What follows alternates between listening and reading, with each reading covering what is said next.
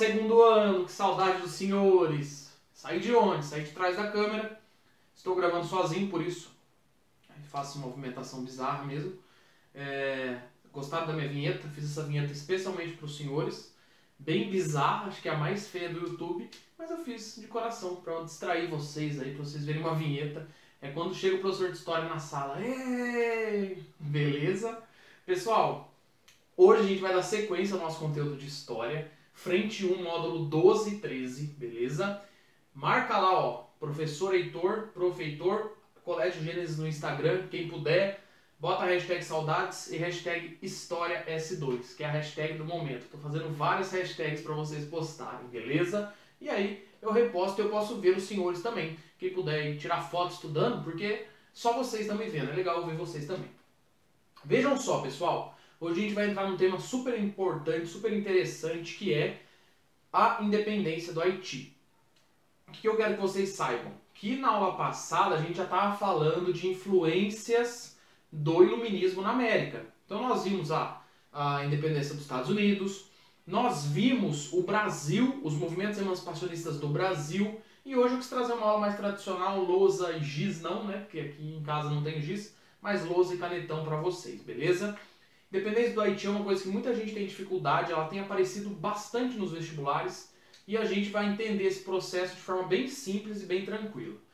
Qualquer dúvida, entra aí no privado, falem comigo, estou morrendo de saudade dos senhores. Vamos lá? Ó, a independência do Haiti é um caso raro. Por que um caso raro? Porque dos processos de independência dentro da América Latina, né, que pega ali que a gente falou já, México até toda a América do Sul, vai ser a primeira ou talvez a única grande independência onde o processo é feito pela camada mais pobre da sociedade. Então vai ser um grande levante das camadas mais pobres, beleza? Ó, a independência, ela vem junto com a luta por abolição. Então a gente brinca que o Haiti estava buscando duas independências. Uma independência política, se libertar da França, que era a colônia, né, a metrópole do Haiti, que colonizava o Haiti, e uma luta por abolição, porque quem estava lutando eram os negros, então uma independência também social, a liberdade do homem, né? Essa independência vai começar com essas revoltas de escravo, então a gente já começa de uma forma diferente. Essas revoltas vão inclusive reverberar no Brasil, porque aqui os senhores vão ficar com medo dos seus escravos se revoltarem, como aconteceu no Haiti, beleza? Explosão de mente, eu sei que tem gente aí pensando, Haiti, professor, Haiti eu achei que ficava na África. Muitos alunos, já teve aluno que discutiu comigo por isso. O Haiti fica na América Central. Vamos entender onde é o Haiti? Tem uma ilha na América Central, pensa comigo. A parte ocidental, lembra o ocidente, ó, ela é o Haiti. A parte oriental é a República Dominicana. Então essa ilha está dividida em dois países. Tem no mapa aí para vocês o material, ou joga no Google. De repente, se facilita aí para você, você vai entender o que eu estou falando. Então, o Haiti é um país da América Central. Olha só, qual foi a primeira grande revolta de escravos no Haiti? A revolta de Macandal. O que acontece nessa revolta? Aconteceu em 1754, começou em 1754. O Macandal era um escravo que estava buscando sua liberdade, lutando por sua liberdade, e ele vai usar guerrilha, vai montando pequenos grupos de guerrilheiros, escravos também que vão se libertando, e ele usava para assustar os senhores o voodoo, que é a religião que eles tinham, né, de matriz africana, eles usavam então essa religião que era o voodoo. Em 1758, Macandal acabou sendo morto, mas essa luta, essa busca de independência, ela vai seguir muito forte, tá? Ó, em 1791, Vicente Ogé vai iniciar outros levantes, como vários levantes, tá? O Ogé vai fazer vários levantes, e um desses grandes levantes vai ser a famosa Rebelião de Agosto, também chamada de Revolução de São Domingos. Pessoal, o que aconteceu nesse processo aqui? É um marco histórico, tá? Quem já assistiu Game of Thrones, lá no momento que os escravos se libertam e saem matando quem estava aprisionando eles. Foi o que aconteceu aqui. Muitos negros se libertaram e massacraram quem vivia explorando eles, batendo, enfim. Então foi um marco, a revolta de São Domingos, e isso reverberou no Brasil, porque quando chega essas notícias aqui no Brasil, os senhores de escravos vão ficar bem atentos e com medo, tá, dessas revoltas. Lembrando que essa ideia de que os negros não se rebelavam, inclusive no Brasil, é balela. Várias revoltas, a gente vai ver algumas ainda, beleza? E aí chega nesse personagem aqui tão importante, Toussaint Louverture. O Toussaint Louverture, ele era um apoiador, na ilha, só que ele apoiava a Espanha, tá? Em 1790, só que o que vai acontecer? A Espanha estava do lado oriental, como eu disse. Só que a Espanha, ela queria manter a escravidão. E o Toussaint, ele era negro. E o que acontece, pessoal, nesse contexto? Lembra que em 1789 começou a Revolução Francesa? Olha como as coisas se encaixam. A parte da ilha francesa aboliu a escravidão, porque foi abolida a escravidão pelos revolucionários franceses. E aí, nesse momento, ele para de apoiar a Espanha e começa a apoiar os franceses, porque os franceses aboliram a escravidão. E aí, esses ideais que estavam rolando lá na França de igualdade, liberdade, fraternidade, vão mexer muito com ele. E ele vai se tornar um grande herói em busca dessa independência.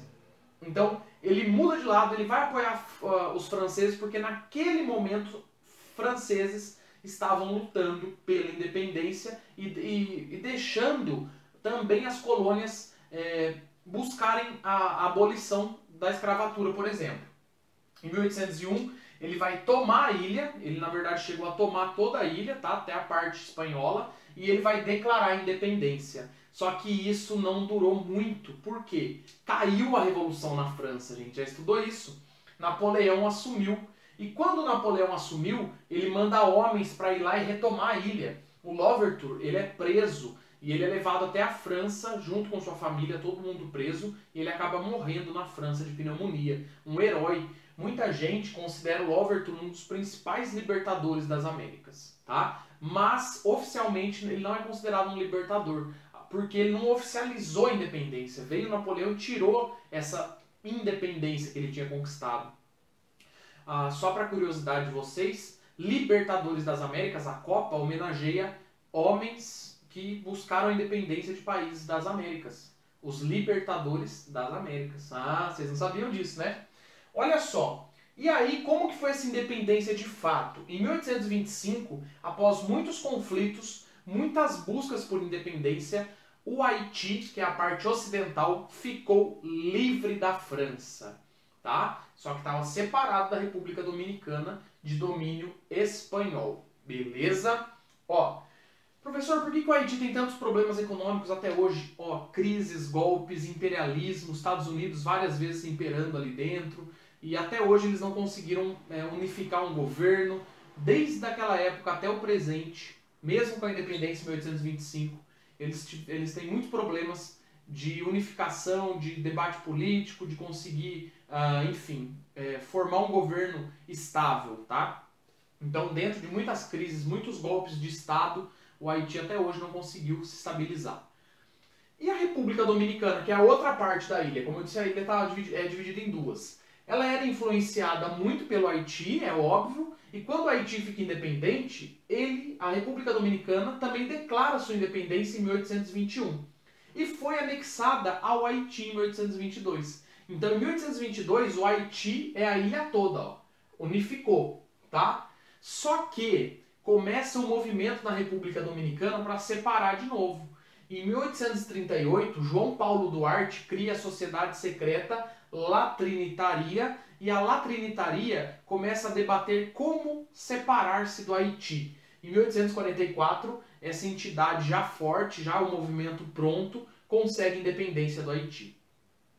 E independência da Espanha, porque daí fala, ninguém manda em nós, nem o Haiti nem a Espanha.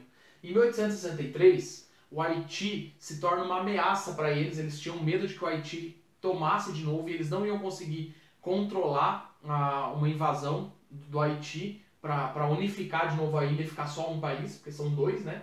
Então eles novamente se incorporaram à Espanha em 1863. E em 1865 ficaram independentes da Espanha de novo. Hoje em dia, então, nós temos aí dois países nessa ilha, o Haiti e a República Dominicana. Pessoal, façam os exercícios, qualquer coisa tirem dúvidas. Professor, acabou a aula? Você falou que eram 2 módulos, eu sei. Eu não tenho editor aqui, o Pedro lá não perca a cabeça, que falta faz. Eu não posso simplesmente apagar a lousa. Então eu vou parar o vídeo, vou botar a vinheta, vai ser tipo comercial. Pra vocês verem a minha vinheta braba de novo, e aí eu volto já já.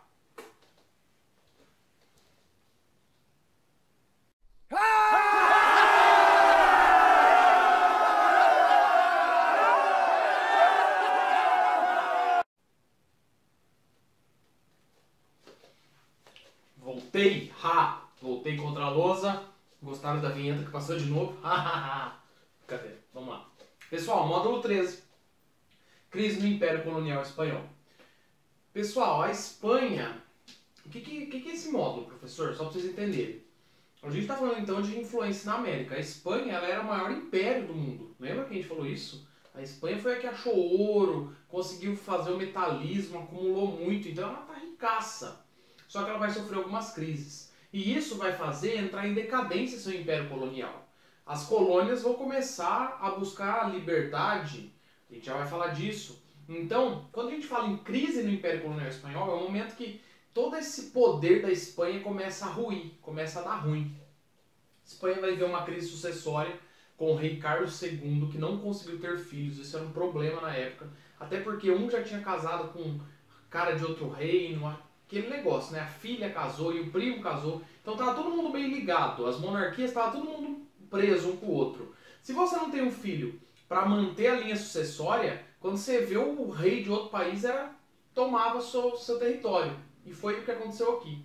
Os Bourbons seriam os parentes mais próximos da linha sucessória. E os Bourbons eram já a família que estava dominando a França. E os Bourbons vão dominar a Espanha.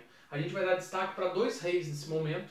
Filipe V e Carlos III. Principalmente Carlos III, tá? Filipe V foi quem fez aí a primeira aproximação da Espanha com a França. Até porque ele tinha parentesco com o rei da França. Então nesse momento acontece uma aproximação no governo do Filipe V entre França e Inglaterra. E aí vai começar um conflito dentro da Espanha. A Espanha, alguns nobres espanhóis querendo outro rei. Não concordavam com os Bourbons no poder. Vai acontecer uma guerra de sucessão de 1701 a 1713. No final é feito o famoso Tratado de Utrecht.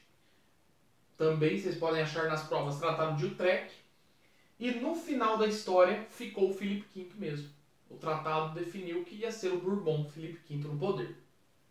Mas nesse momento já havia aí alguma aproximação da Inglaterra e a Inglaterra monopoliza o comércio. Então ela monopoliza vários setores comerciais da Espanha, digamos assim. Então a Inglaterra já está crescendo, né? Então ela vai se impor nesse tratado e ela vai monopolizar algumas coisas na colônia aqui na América Espanhola. Bom, em 1740 vai começar a cair um pouco essas diretrizes do Tratado de Utrecht e vai acontecer o famoso fim do sistema de frotas. Seria como uma liberdade a mais de comércio para os crioulos. Então os crioulos puderam o quê? Lembra aquelas classes sociais que eu falei na América Espanhola? Os crioulos puderam comercializar com mais liberdade. Vale lembrar que os crioulos eram uma elite que estava ali na América, que se sentiam já americanos, né? Eram normalmente filhos, descendentes dos espanhóis que vieram colonizar aqui, nasceram aqui e gostavam. É elite crioula, não é uma classe baixa não, tá? A Espanha, nesse momento que os crioulos estavam começando a gostar, comercializar com mais liberdade, vai enrijecer e endurecer as regras com os colonos, fazer um pacto colonial mais rígido de novo. Carlos III fez isso, ainda seguindo a dinastia dos Bourbon. De 1757 a 1788 foi o governo dele. E nesse período vai começar um descontentamento dos crioulos com a metrópole. Então veja, a gente tem um momento de muito descontentamento em que os crioulos estão começando a querer se revoltar com a metrópole. Daqui a pouco a gente vai falar de outras revoltas que aconteceram antes, mas que os crioulos fizeram vista grossa. Tratado de Fontainebleau. O de Fontainebleau é de 1807, porque tiveram outros tratados de Fontainebleau, tá? Espanha se une a Napoleão. Vamos lembrar que Napoleão estava dominando tudo, metendo o louco em geral. Inclusive, perto da época aí que ele vai falar, ó, vou invadir Portugal porque vocês estão comercializando com os ingleses. Lembra disso? Então, nesse momento, a Espanha se aproxima de Napoleão, se aproxima da França, já se afasta mais dos ingleses, né? Caem os Bourbons, que eram parentes dos antigos reis da França, né? Porque não tem mais rei na França, vale lembrar. Existe a família, a dinastia. E entra no poder José Bonaparte, irmão do Napoleão. Então, quando os espanhóis se aproximaram de Napoleão, eles acreditavam que ia ser muito positivo. Mas o Napoleão tinha seus interesses, então ele coloca o seu irmão no governo. E aí começa uma série de resistências e revoltas dentro da Espanha que refletiram muito na América. Então veja que tem muitos contextos externos para começar as revoltas na América. Na América, vamos entender o que estava acontecendo. Ó. Vão estar acontecendo as revoltas contra a exploração metropolitana de cunho popular. Desde 1730 estavam acontecendo essas revoltas. Só que elas eram de cunho popular. Tá? O que isso quer dizer? Ó, Paraguai teve revolta de cunho popular republicana, o México, o Equador. Só que os crioulos ajudaram em algumas dessas revoltas, mas sempre assim com o pé atrás, fazendo vista grossa. Porque eles tinham medo que desse certo e os mais pobres, essa população, os indígenas, mestiços, os escravos, né, eles pudessem, de repente, tomar o poder. Então esses crioulos eles sempre faziam um corpo mole, um pé atrás. Uma das revoltas mais importantes desse período de revoltas de cunho popular foi a revolta de Tupac Amaru, o líder inca, o último líder inca, que ele resistiu bravamente contra o domínio espanhol, fez um levante de mestiços, de indígenas e de crioulos. Só que, como eu disse, os crioulos fizeram corpo mole nessas revoltas que aconteceram de 1730 a 1781. Então, só que aqui, a partir desse momento em que lá na Espanha começam revoltas porque o José Bonaparte está no poder, esses crioulos vão começar a entrar nessas lutas também. E o que tinha estimulado eles? O que aconteceu nesse período pós-1789, 1790? O iluminismo já estava estimulando os crioulos, a Revolução Francesa aconteceu, então os crioulos já falaram, opa, vamos pensar em liberdade aí, e a independência dos Estados Unidos. Então os crioulos eles vão lutar agora porque eles estão com seus interesses. Lembrem-se, uma elite crioula, diferente da independência do Haiti que a gente viu agora há pouco, que também era uma coisa popular. Os crioulos nas revoltas populares fizeram vista grossa. Mas agora eles vão lutar e a gente vai dividir essa luta em dois momentos. De 1808 a 1815, luta com muita repressão da metrópole, guerras violentas na América Espanhola por independência. Em 1816 a 1824, momento de virada, as vitórias emancipacionistas. Quando vamos ver isso, professor? Nossa próxima aula, próximo capítulo. Continua, beleza? Não saia daí. Saudade de vocês. Comentem aí, falem alguma coisa. Postem essa aula, divulguem, marquem, enfim. Amo vocês, saudades. Vamos enfrentar a quarentena juntos estudando. Beijos, até mais.